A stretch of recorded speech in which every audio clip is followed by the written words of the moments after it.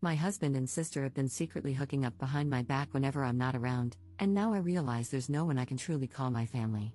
Posted by you/cheatersuck12. I can't move. If I move, it becomes real, and I have to accept what I saw and think about what's next. I came home from work early and saw my sister's car, thinking maybe she was dropping off some food from her job. But no, I walked in and saw my husband and sister naked in my kitchen, the kitchen I paid for. As soon as I registered what I saw, I got into my car and left. I kept driving, just driving until I found the hotel I'm at now. I don't want to believe it. I don't know what to do. My sister, my only family, my best friend, the one who's supposed to be there for me and support me. My husband, my person, my other half, the one who's supposed to love and respect me. The two most important people in my life have ruined everything. I've blocked them both on my phone. I don't want to hear any of the BS excuses they'll come up with. I don't want to confront this. I want to go back to this morning when everything was fine. Update 3 days later. Sorry for not replying to comments or updating, things have been hectic. I didn't think I needed to explicitly say this, but by naked, I meant they were completely naked and having sex in the kitchen. I admit mentioning that I paid for the kitchen was odd and kind of funny, but anyone who knows me knows that the kitchen is my pride and joy. So yes, when I saw my sister and husband having sex in my kitchen, it stuck with me. And yes, they did see me. When I got to the hotel, I cried for a few hours and just wanted to tell someone, anyone. The two people I usually turn to when something happens in my life were the two I needed to talk about, and it was 11-something in the evening. I didn't want to disrupt my friends' evenings or burden them. So instead, I came to Reddit, thinking not many people would see it. The response I received was overwhelming. I want to thank everyone who sent me kind words and advice. Thank you so much for all the virtual hugs. I know I only commented once, it's because I had so much to think about and do. I truly appreciate all the love and support. There was so much amazing advice in the comments, though a lot of it was American-based.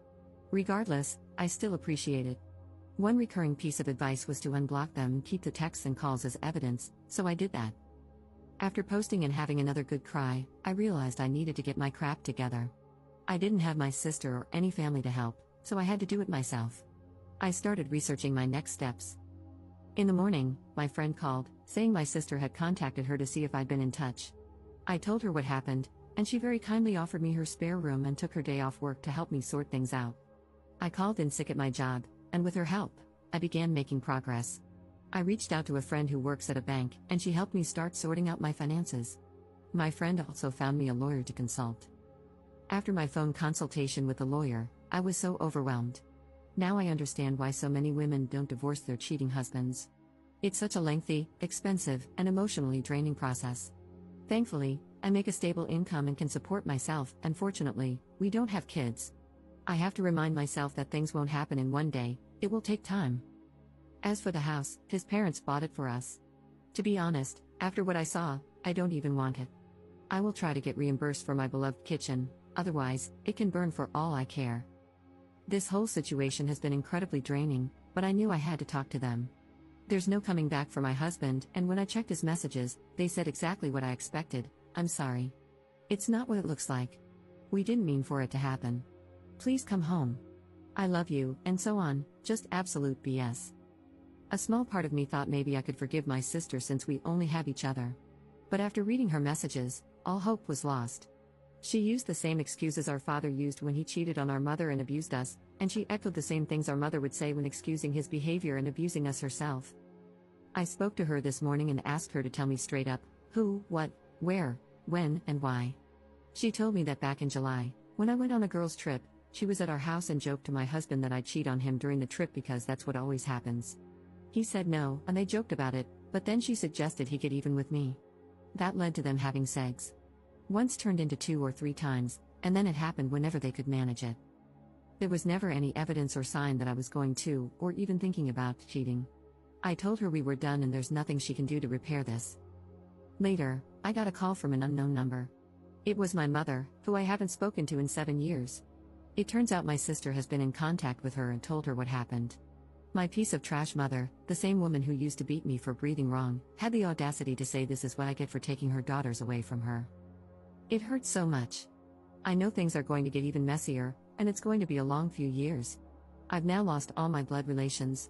I need to get all my stuff and find a new place. I want to show them that I can and I will thrive without them. Again, thank you all from the bottom of my heart for all the love and advice. To all the people in the comments who can relate to my situation, I'm so sorry. Second update 10 months later. I actually forgot about this account until recently, and when I logged back in, I saw so many people still commenting, messaging me, and checking up on me. To those people, thank you for your kindness. Since so many of you are still asking for an update, and because I've already shared such a big part of my life, I may as well give a small update.